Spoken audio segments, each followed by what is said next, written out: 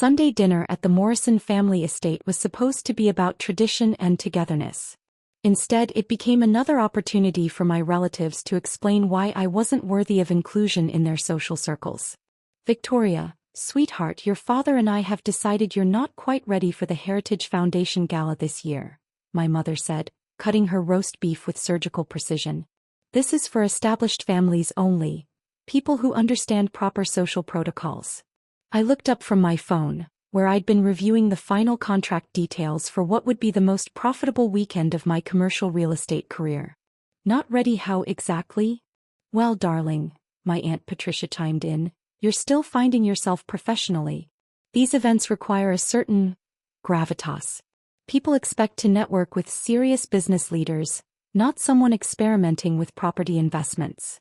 Property investments. That's what my family had been calling my work for the past 7 years.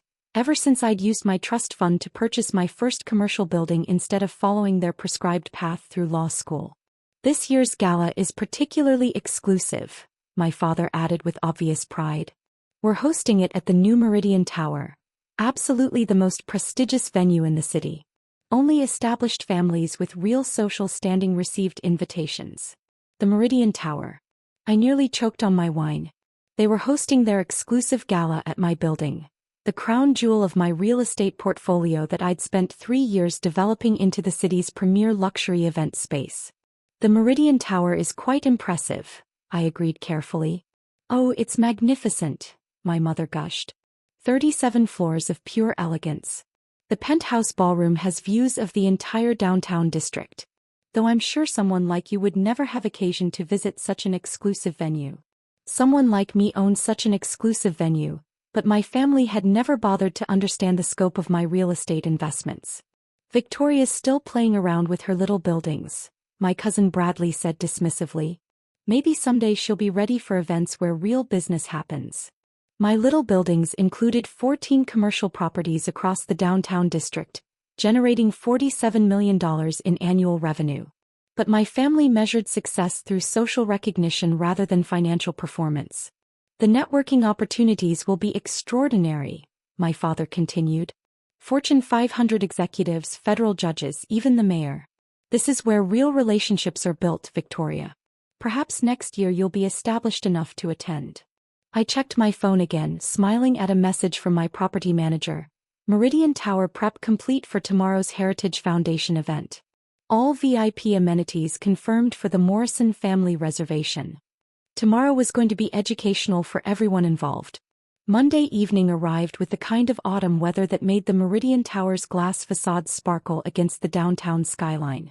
I stood in my penthouse office 37 floors above the street, watching a parade of luxury vehicles deliver guests to what my family considered the social event of the season. Through my floor-to-ceiling windows, I could see the Heritage Foundation Gala taking shape in the ballroom below, crystal chandeliers casting warm light over tables of influential guests who had no idea they were celebrating in a building owned by the woman their hosts had deemed not ready for their company. "Ms. Morrison?" My property manager's voice came through the intercom. "The Morrison family has arrived. They're requesting the VIP tour you arranged." "Perfect. I'll meet them in the lobby in 5 minutes." I took the private elevator down 36 floors, emerging into the Meridian Tower's marble lobby where my family stood in a circle, marveling at the soaring ceilings and designer furnishings that I'd personally selected during the building's renovation. "Victoria," my mother exclaimed with surprise. "What are you doing here? This is a private event." "I'm here on business," I replied simply. "Business?" my father asked with obvious skepticism. "Victoria, this is the Meridian Tower. What kind of business could you possibly have in a building like this?" Before I could answer, my property manager approached. A distinguished woman in an expensive suit who commanded the kind of respect that came with managing the city's most prestigious venue. "Ms. Morrison," she said with a warm smile, "welcome back. Are you ready for the VIP tour for your guests?" My family exchanged confused glances. The way she'd addressed me suggested familiarity that made no sense in their understanding of my social position.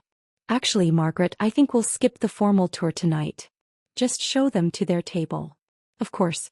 Right this way, please." As we walked toward the elevator that would take us to the penthouse ballroom, my father grabbed my arm. Victoria, how do you know the property manager? And why is she treating you like you belong here? Because I do belong here, Dad. But this is the Meridian Tower, my Aunt Patricia protested. This isn't some little building you could possibly afford to invest in. I smiled, pressing the button for the 37th floor. You're absolutely right, Aunt Patricia. This isn't some little building. The elevator doors opened to reveal the most exclusive event space in the city, and my family was about to learn exactly who owned their established family's only venue. The elevator opened to reveal the Meridian Tower's penthouse ballroom, 5,000 square feet of elegant space with panoramic views of the city skyline. 200 of the region's most influential people mingled beneath crystal chandeliers while a string quartet provided background music for conversations about political appointments and business mergers. My God, my mother whispered, stepping into the ballroom. This is even more beautiful than the photographs suggested. Margaret led us to a prominent table near the floor-to-ceiling windows, where place cards marked the Morrison family's reserved seats. Ms. Morrison, I've arranged the VIP amenities you requested. The chef's tasting menu, premium wine pairings, and of course, complete access to the owner's private reception area if needed. My father stopped walking. Owner's private reception area? Yes, sir, Margaret replied cheerfully. Ms. Morrison has full building access, naturally. The confusion on my family's faces was absolute. They were processing Margaret's words while simultaneously trying to understand why someone they considered professionally unestablished would have full building access to the city's most exclusive venue. Margaret, my mother said carefully, I think there might be some confusion. Our daughter Victoria is just, she's not. She's not what, ma'am? She's not the type of person who would have access to private reception areas at venues like this, my Aunt Patricia finished diplomatically. Margaret looked genuinely confused. Ma'am, Ms. Morrison owns the Meridian Tower. She has access to everything. The silence that followed was profound. 4 family members stood frozen in the middle of the Heritage Foundation Gala, trying to process what they'd just heard. Owns, my father repeated weakly.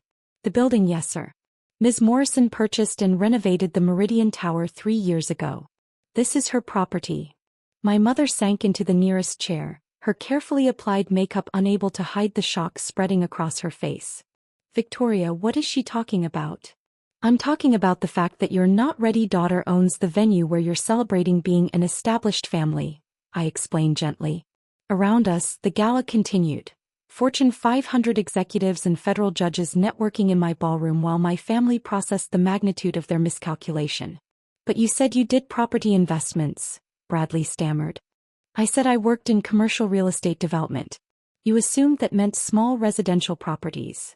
Margaret discreetly excused herself as my father found his voice. Victoria, exactly how much property do you own? About $340 million worth across the downtown district, I replied. Though the Meridian Tower is definitely the crown jewel. Their exclusive gala had just become a very expensive lesson in assumptions. The remainder of the Heritage Foundation Gala passed in surreal silence as my family processed the revelation that their unestablished daughter owned the building where they were celebrating their social status. Meanwhile, I spent the evening networking with Fortune 500 executives who knew my reputation in commercial development. Victoria, we need to talk, my father said as the evening wound down. How did we not know you owned the Meridian Tower? Because you never asked what my commercial real estate work actually involved, I replied, watching servers clear tables in my ballroom. You heard property investment and assumed I was buying small rental units.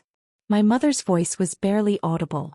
When you said you were developing downtown properties, I meant I was transforming the entire financial district through strategic commercial development, I clarified. 14 buildings, 2.7 million square feet, $47 million in annual revenue. Bradley had been quiet all evening, staring at his phone where he'd been researching Morrison Development Group, my company that he'd never connected to his cousin's little buildings. Victoria, he said slowly, there are articles here calling you one of the most successful commercial developers under 40. The work speaks for itself, I replied simply. Aunt Patricia approached hesitantly. Victoria, when we said you weren't ready for events like this, You were excluding someone who literally owns events like this, I finished for her. The Heritage Foundation pays me $75,000 per evening to use this space. 3 weeks later, my mother called to apologize and ask if I could secure a venue for her charity luncheon. I offered her a 30% family discount on the Meridian Towers private dining room, which she accepted with newfound humility. The Morrison family learned that established doesn't always mean inherited. Sometimes it means built from the ground up through vision, investment, and strategic development that others can't see because they're too focused on traditional markers of success. The Heritage Foundation Gala became an annual reminder that the most exclusive venues are often owned by people who don't need society's permission to be successful. Property investments, it turns out, sometimes involve purchasing the entire properties where society celebrates itself. Margaret still sends me quarterly reports on event bookings, noting that the Morrison family has become some of our most respectful tenants.